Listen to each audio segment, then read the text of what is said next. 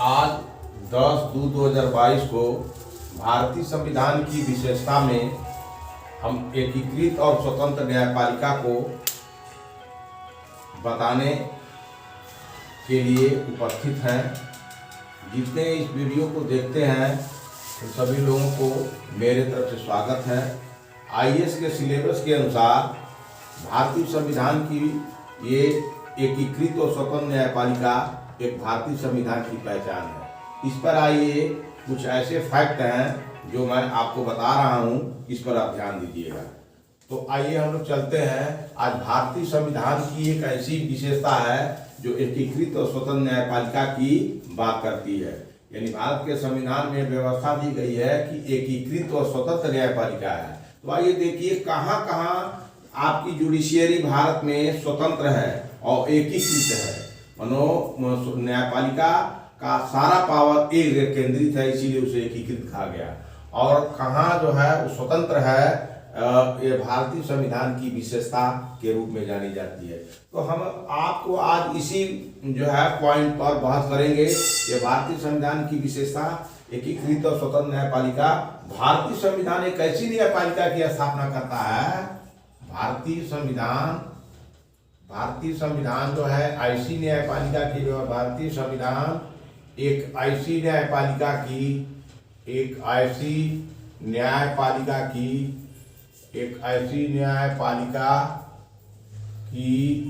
स्थापना करता है। भारतीय संविधान एक ऐसी न्यायपालिका की स्थापना करता है जो अपने आप में एकीकृत होने के साथ साथ स्वतंत्र है। जो अपने आप में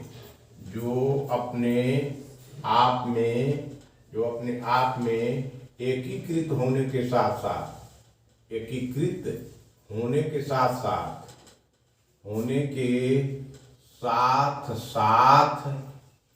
के साथ साथ स्वतंत्र है। ये भी भारतीय संविधान की एक विशेषता है। भारत की न्याय व्यवस्था में सर्वोच्च न्यायालय शीर्ष पर है। भारत के संविधान में, भारत की न्याय व्यवस्था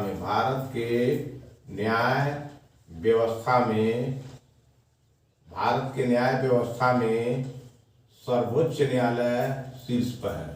सर्वोच्च न्यायालय शीर्ष पर है। शीर्ष पर है। सर्वोच्च न्यायालय को जो है उच्चतम न्यायालय कहा गया है। उच्चतम न्यायालय भी कहा गया है। उच्चतम न्यायालय भी कहा गया है। न्यायालय भी कहा जाता है। भारत की न्याय व्यवस्था में सर्वोच्च न्यायालय जो सुप्रीम कोर्ट है वह शीर्ष पर है, मतलब सबसे ऊपर है न्याय व्यवस्था में। उसका दूसरा नाम उच्चतम न्यायालय है। राज्यों में उच्च न्यायालय है। राज्यों में उच्च न्यायालय है।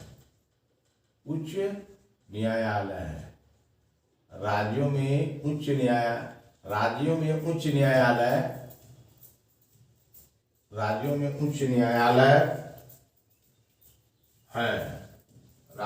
उच्च न्यायालय है। राज्यों में उच्च न्यायालय के नीचे कर्मवार अधीनस्थ न्यायालय है। राज्यों में उच्च न्यायालय के नीचे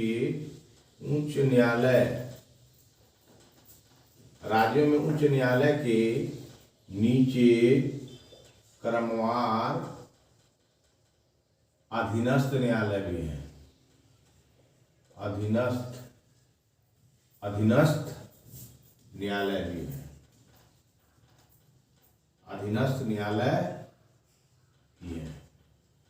अधीनस्थ न्यायालय भी है। जैसे जिला अदालत व अन्य निचली अदालत है।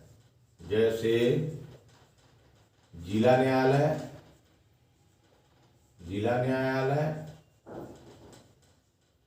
व अन्य निचली अदालत है।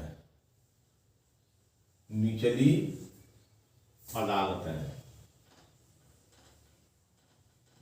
अदालत है। न्यायालयों का एक तंत्र, न्यायालयों का एक तंत्र, न्यायालयों का एक तंत्र, न्यायालयों का एक तंत्र, न्यायालयों का एक तंत्र केंद्रीय कानूनों के साथ साथ, केंद्रीय कानूनों के साथ साथ, केंद्रीय कानूनों के साथ साथ, केंद्रीय कानूनों के साथ साथ, केंद्रीय कानूनों के साथ साथ राज्य कानूनों को लागू करता है। राज्य कानूनों को, राज्य कानूनों को लागू करता है, राज्य कानूनों को लागू करता है। तो इस बात को समझ लीजिए कि एकीकृत और स्वतंत्र न्यायपालिका है किसकी?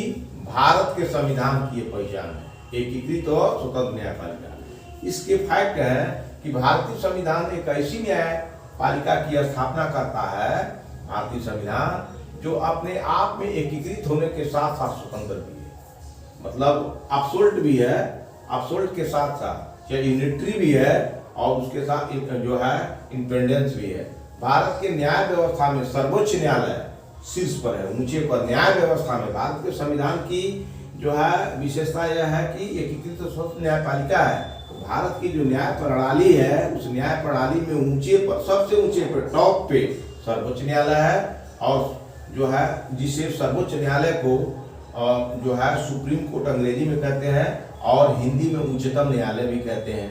तो राज्यों में जो उच्च न्यायालय होते हैं, जो हाई कोर्ट होते हैं, उच्च न्यायालय जो है राज्यों में उच्च न्यायालय के नीचे क्रमवार से अधीनस्थ न्यायालय भी है, जैसे जिला न्यायालय व अन्य निचली अदालत है। न्यायालयों का एक तंत्र केंद्रीय कानूनों के साथ साथ राज्य कानूनों को लागू करता है। राज्य में जो कानून, राज्य में जो कानून विधायिका से पास होते हैं, तो उसी कानून को यह न्यायालय लागू करता है कि संविधान को दायरे में रख करके विधानमंडल से, विधायिका से कानून बने हैं और वो कानून को मेरा फर्ज है कि मैं उसे लागू करूं, और लागू करवाता है। इसके विरुद्ध में कोई जाता है तो वही न्यायालय दंडित करता है। यही है भारत संविधान की विशेषता में एकीकृत और स्वतंत्र न्यायपालिका की पहचान। अब नीचे कुछ तथ्य ऐसे हैं जो आप और जान जाइए। अमेरिका में संघीय कानून को संघीय न्यायपालिका, अमेरिका में संघीय कानूनों को संघीय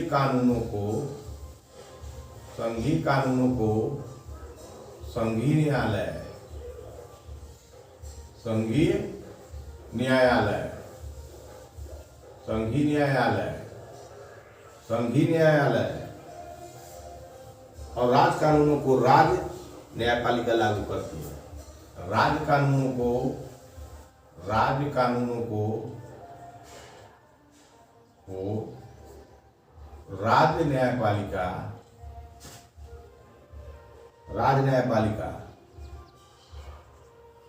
न्यायपालिका लागू करती है। फेडरल। तो भारत के संविधान की विशेषता है कि भारत में न्याय प्रणाली, भारतीय संविधान एक ऐसी न्यायपालिका की स्थापना करता है जो अपने आप में एकीकृत है, होने के साथ साथ एकीकृत तो है, इंडिपेंडेंस भी है, स्वतंत्र है, किंतु भारत के न्याय व्यवस्था में सर्वोच्च न्यायालय शीर्ष पर है, ऊपर है। इसका न्याय व्यवस्था में ऊपर है और उसे उच्चतम न्यायालय भी कहते हैं। और राज्यों में उच्च न्यायालय है, तो राज्यों में उच्च न्यायालय के नीचे क्रमवार अधीनस्थ न्यायालय है और अधीनस्थ न्यायालय के नीचे निचली अदालतें होती है।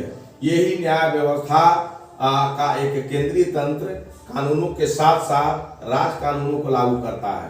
तो ये केंद्र वाला सुप्रीम कोर्ट, पूरे देश में उसके कानून लागू होते हैं, और हाई कोर्ट जो वहाँ की सरकारें कानून बनाती है उस कानूनों के हिसाब से लागू करते हैं। लेकिन सरकारें मतलब सरकारें जो है संविधान के दायरे में रह करके ही कानून बनाती है, उसी को जो है ये उच्च न्यायालय लागू करवाता है।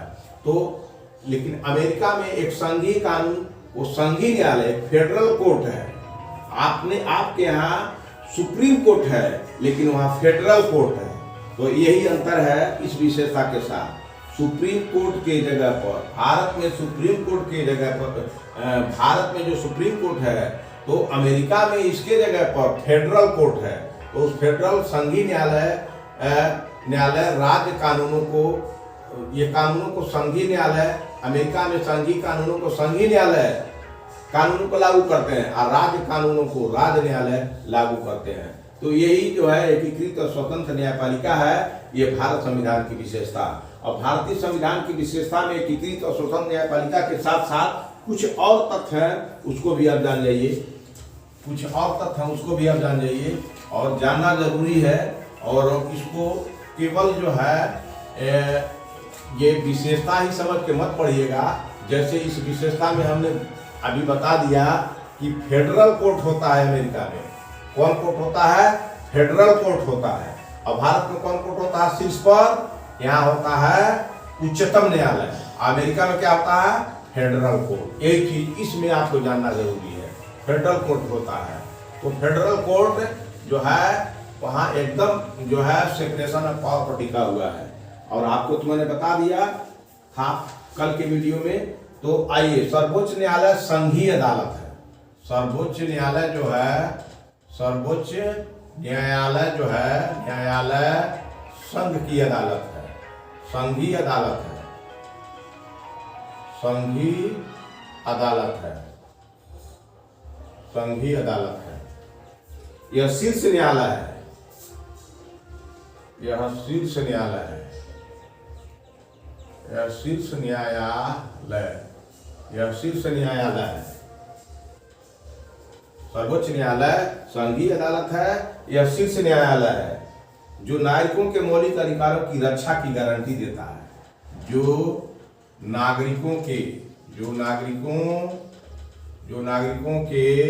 मौलिक अधिकारों, जो नागरिकों के मौलिक अधिकारों, जो नागरिकों के मौलिक अधिकारों की गारंटी देता है, जो नागरिकों के मौलिक अधिकारों की गारंटी देता है, जो नागरिकों के मौलिक अधिकारों की गारंटी देता है और संविधान का संरक्षक है, और संविधान का संरक्षक है, संविधान का संरक्षक है, और संविधान का संरक्षक है। इसलिए संविधान में इसकी स्वतंत्रता के लिए कई प्रावधान किए गए हैं। इसलिए संविधान में इसलिए संविधान में इसकी स्वतंत्रता के लिए, इसकी स्वतंत्रता के लिए, इसकी स्वतंत्रता के लिए कई प्रावधान किए गए हैं, कई प्रावधान किए गए हैं, कई प्रावधान किए गए हैं, कई प्रावधान किए गए हैं। जैसे न्यायाधीशों के कार्यकाल की सुरक्षा, जैसे न्यायाधीशों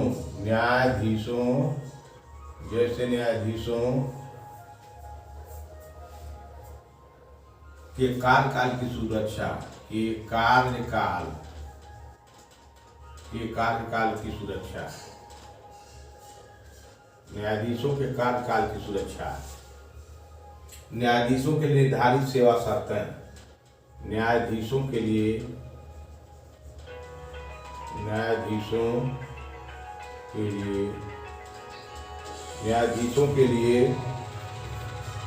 निर्धारित सेवा शर्तें, निर्धारित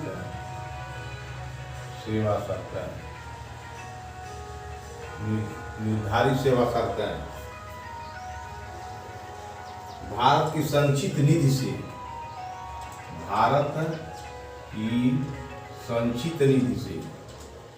भारत की संचित निधि से भारत की संचित निधि से सर्वोच्च न्यायालय के सभी खर्चे का वहन। भारत की संचित निधि से सर्वोच्च न्यायालय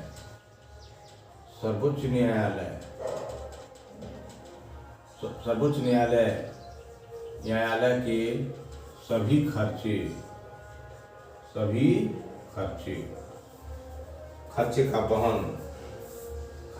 का वहन। विधायिका में न्यायाधीशों के कामकाज पर चर्चा पर रोक। विधायिका में न्यायाधीशों के कामकाज पर चर्चा पर रोक। विधायिका में न्यायाधीशों के कामकाज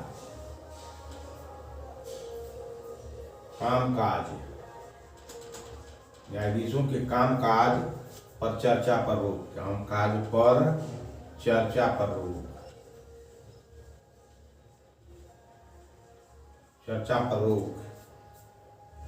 चर्चा पर रोक। सेवानिवृत्ति के बाद अदालत में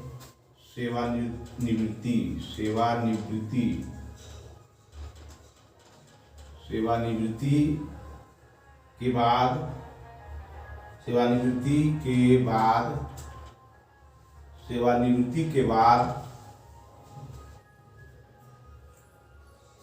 अदालत में कामकाज पर रोक। सेवानिवृत्ति के बाद अदालत में कामकाज पर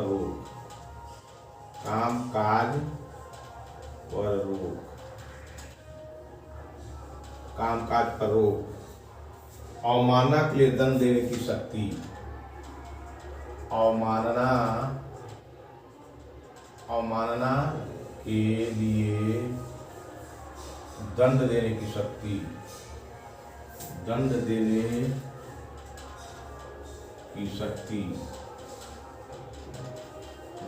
की शक्ति। कार्यपालिका से न्यायपालिका को अलग रखना। कार्यपालिका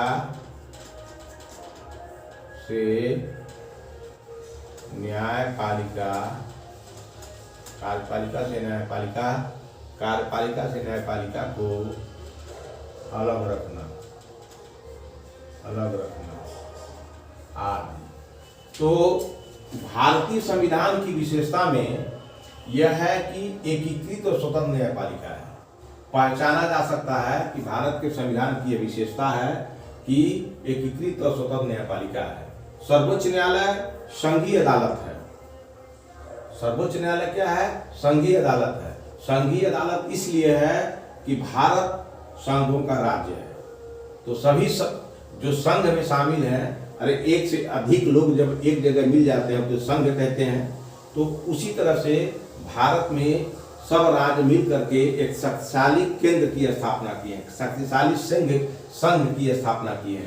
तो सर्वोच्च न्यायालय संघीय अदालत है। सर्वोच्च न्यायालय पूरे राज्यों की अदालत है, यानी संघीय अदालत माने भारत में जितने राज्य हैं उन सब की अदालत है। और यह शीर्ष न्यायालय है जो नागरिकों के जो मौलिक अधिकार की गारंटी देता है।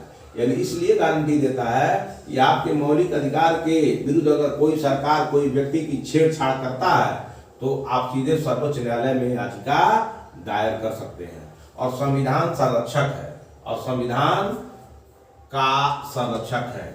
संविधान पर कभी भी आफत आती है व्यवस्थापिका के द्वारा तो ये गार्जियन के रूप में कार्य करता है, और सुप्रीम कोर्ट में उसको चैलेंज दिया जाता है ये जो सरकार है संविधान विरोधी है, तो वो संरक्षक का काम करता है। संविधान को बिगाड़ने में जिनका हाथ होता है उनके खिलाफ रिट दायर किया जाता है, तो उसका देखभाल करता है, यही देखभाल करता है, गार्जियन है। इसलिए संविधान इसलिए इसकी स्वतंत्रता के लिए इसीलिए संविधान में कहीं छेड़छाड़ न हो या न्यायपालिका में कहीं छेड़छाड़ न हो, इसीलिए न्यायाधीशों के कार्यकाल की सुरक्षा, उनके कार्य जितने कार्यकाल है उनकी सुरक्षा दी गई है। न्यायाधीशों के लिए निर्धारित सेवा शर्त बनाई गई है कि यह सेवा देने की ये शर्तें हैं, इन्हीं शर्तों के आधार पर सेवा दे सकते हैं। और भारत की संचालित निधि संचित निधि, याद रखिएगा कि न्यायपालिका के जितने खर्चे हैं, न्यायपालिका के जितने खर्चे हैं सभी खर्चे भारत की संचित निधि से दिए जाते हैं। ये सवाल आपके PCS IAS में पूछ सकता है कि सर्वोच्च न्यायालय के न्यायाधीशों या भारत के न्याय प्रणाली का खर्चा किस निधि से दिया जाता है? तो आप संचित निधि याद कर लीजिएगा। कौन निधि याद करिएगा? संचित निधि को याद कर लीजिएगा। भारत की संचित निधि से सर्वोच्च न्यायालय के सभी खर्चे का वहन किया जाता है। विधायिका में न्यायपालिका न्यायाधीशों के कामकाज पर चर्चा पर रोक। विधायिका में जितने न्यायाधीश हैं उनका कहीं बहस नहीं होता है, इसलिए इनकी जो है मर्यादाओं को रखा गया है संविधान में। सेवानिवृत्ति के बाद अदालत में कामकाज पर रोक। कोई जज अगर सेवानिवृत्त हो गया, अदालत में काम करना चाहता है, तो अब इस बात को जान लीजिए, अगर चाहे तो उनके खिलाफ रिट याचिका दायर किया जा सकता है कि ये न्यायाधीश रहे हैं और ये वकालत कर रहे हैं, तो उनकी वकालत रुक जाएगी। ठीक है, रोक। अवमानना के लिए दंड देने की शक्ति है। तो अवमानना, अगर कोई न्यायालय की बात को नहीं मानता है तो कंटेम्प्ट ऑफ कोर्ट है, तो कंटेम्प्ट ऑफ कोर्ट है, ये संविधान में दिया गया है। नहीं कहते हैं कि न्यायालय का है, चिट्ठी है, अगर नहीं हम जाएंगे तो हमारा कंटेम्प्ट ऑफ कोर्ट हो जाएगा। अवमानना, तो वह न्यायालय आपको दंड निर्धारित करेगा। दंड किस प्रकार की होगा? जिस तरह का आप अवमानना किए होंगे। हल्का अवमानना किए होंगे तो हल्का दंड मिलेगा, गंभीर अवमानना किए होंगे तो गंभीर दंड मिलेगा। तो और कार्यपालिका से न्यायपालिका का अलग रखना। कार्यपालिका बिल्कुल न्यायपालिका से अलग है, लेकिन इनडायरेक्ट रूप से, डायरेक्ट रूप से जो है, डायरेक्ट रूप से इनडायरेक्ट रूप से अलग नहीं है, डायरेक्ट रूप से अलग है। डायरेक्ट दिखाई देते अलग है, लेकिन इनडायरेक्ट रूप से एक ही है। मतलब समीक्षात्मक हम आपको बात बता रहे हैं, आपको इसके पहले मैंने बता भी दिया। तो भारतीय संविधान की ये विशेषता है कि एकीकृत और स्वतंत्र न्यायपालिका है। इस न्यायपालिका में इस वाले बिंदु में आपको पढ़ना है, न्यायपालिका के जितने खर्चे हैं सब संचित निधि से दिए जाते हैं। तो हमेशा याद रखिएगा, संचित निधि, संचित निधि, ये संचित निधि से दिए जाते हैं। आगे पढ़ेंगे हम संचित निधि क्या है। ये संचित निधि से दिए जाते हैं। ठीक है, तो इतना बात आपको जानना जरूरी है। और एक बिंदु और आपको बताए थे, अमेरिका में सर्वोच्च न्यायालय की जगह पर फेडरल कोर्ट होता है, संघीय न्यायालय होता है। तो फेडरल कोर्ट माने सर्वोच्च न्यायालय, सर्वोच्च न्यायालय माने फेडरल कोर्ट, इसलिए अमेरिका में फेडरल कोर्ट है और भारत में सुप्रीम कोर्ट है। इस बात को आप जान जाइए, यही भारतीय संविधान की ये विशेषता है।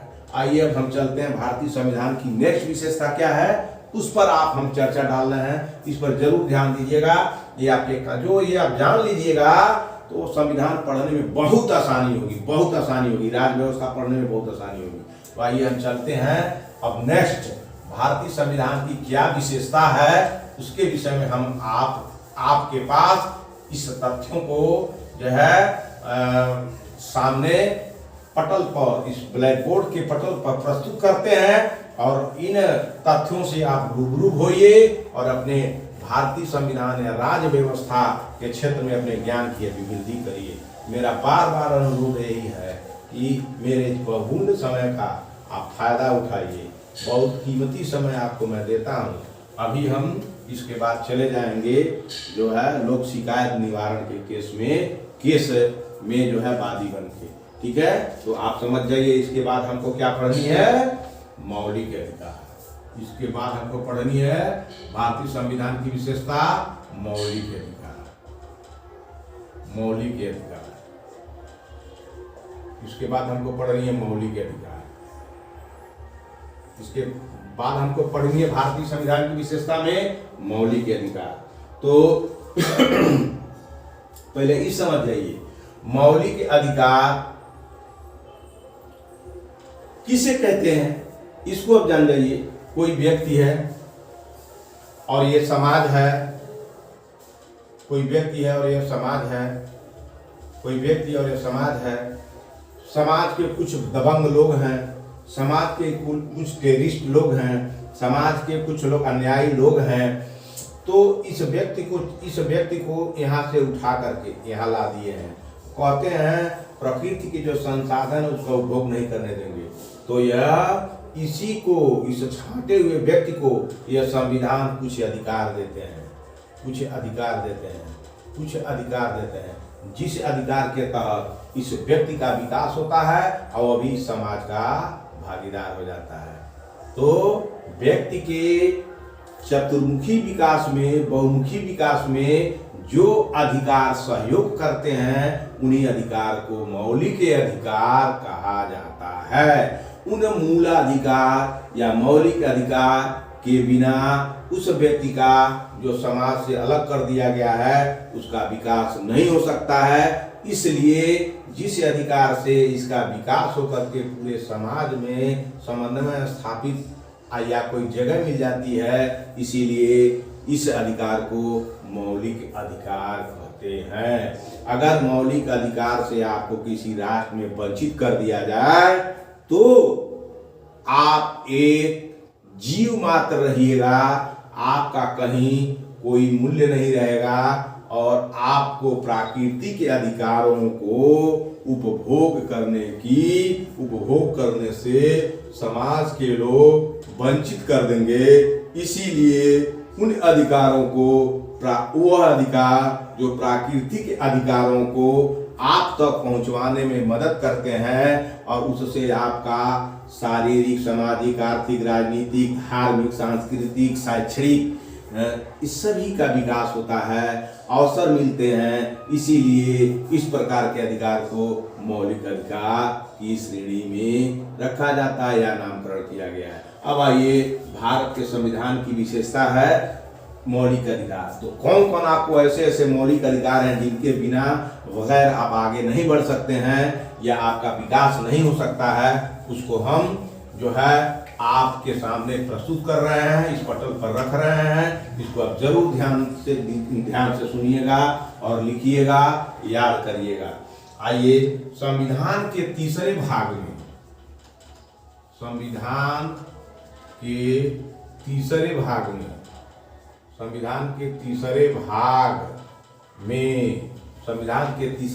में मौलिक अधिकारों का संविधान के तीसरे भाग में मौलिक अधिकारों का वर्णन किया गया है।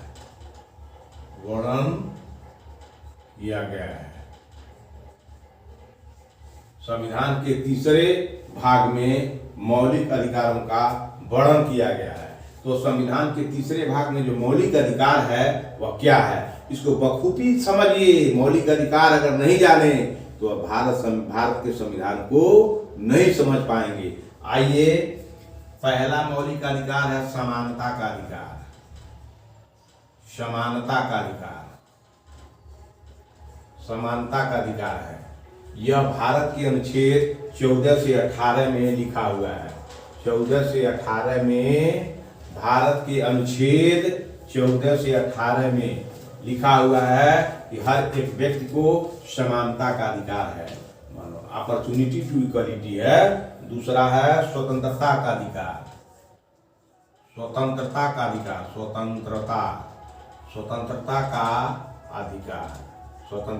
अधिकार ये 19 से 22 तक है। यह अनुच्छेद 19 से 22 तक के अनुच्छेद में है। यह स्वतंत्रता का अधिकार 19 से 22 तक में है। हम आगे जब मौलिक अधिकार पढ़ाएंगे तो सबकी व्याख्या इंटरप्रिटेशन कर देंगे। तो समानता का अधिकार आप रट लीजिए, 14 से 18 में है। स्वतंत्रता का अधिकार 19 से 22 में है। तीसरा आपका मौलिक अधिकार है शोषण के विरुद्ध अधिकार। शोषण के विरुद्ध अधिकार 23 से 24 में है। अनुच्छेद 23 से 24 में है। अनुच्छेद 23 से 24 में, यानी दो अनुच्छेदों में शोषण के विरुद्ध अधिकार है। जब पढ़ाएंगे तो आप समझिएगा। कोई व्यक्ति अगर आपका शोषण करता है तो उसके विरुद्ध जाने का अधिकार है कि क्यों शोषण कर रहे हो हमारा। संविधान में ऐसा बात नहीं है, इसीलिए लोग डरते हैं कि नहीं, शोषण नहीं करेंगे, हम चले जाएंगे, जेल चले जाएंगे। चौथा आपका मौलिक अधिकार है कि धार्मिक स्वतंत्रता का अधिकार है। धार्मिक स्वतंत्रता का अधिकार धार्मिक स्वतंत्रता का अधिकार, धार्मिक स्वतंत्रता का अधिकार। ये आपका है 25 से 28 तक, ये है अनुच्छेद 25 से 28 तक। धार्मिक स्वतंत्रता का अधिकार, स्वतंत्रता जगह दो जगह आया है। स्वतंत्रता का अधिकार 19 से 22 में है और धार्मिक स्वतंत्रता 25 से 28 में है। इन्हीं स्वतंत्रता, धार्मिक स्वतंत्रता और स्वतंत्रता के बीच में ही शोषण के विरुद्ध अधिकार है। अब पहला समानता है, तो टैक्टिक्स बहुत टेक्निकली ढंग से पढ़िएगा। पहला समानता है, दूसरा स्वतंत्रता है, उसके बाद शोषण के विरुद्ध अधिकार है, उसका बाद धार्मिक स्वतंत्रता का अधिकार है 25 से 28 में। अब उसके बाद है पांचवा है सांस्कृतिक और शिक्षा का अधिकार। सांस्कृतिक सांस्कृतिक सांस्कृतिक और शिक्षा का अधिकार, और शिक्षा का अधिकार, शिक्षा का अधिकार, सांस्कृतिक और शिक्षा का अधिकार। ये 29 से और 30 में है। सवाल खूब इससे आते हैं, सवाल इससे खूब आते हैं। आजकल शिक्षा का अधिकार आपका मौलिक अधिकार बन गया है। सरकार बाध्य है सबको शिक्षित करने के लिए, लेकिन प्रैक्टिकली जो है कुछ खामियां रह गई हैं, लेकिन आपको मौलिक अधिकार प्रदान कर दिए गए हैं। सांस्कृतिक और शिक्षा का अधिकार 29 से 30 में है। और छठवां आपका मौलिक अधिकार है संवैधानिक उपचारों का अधिकार। संवैधानिक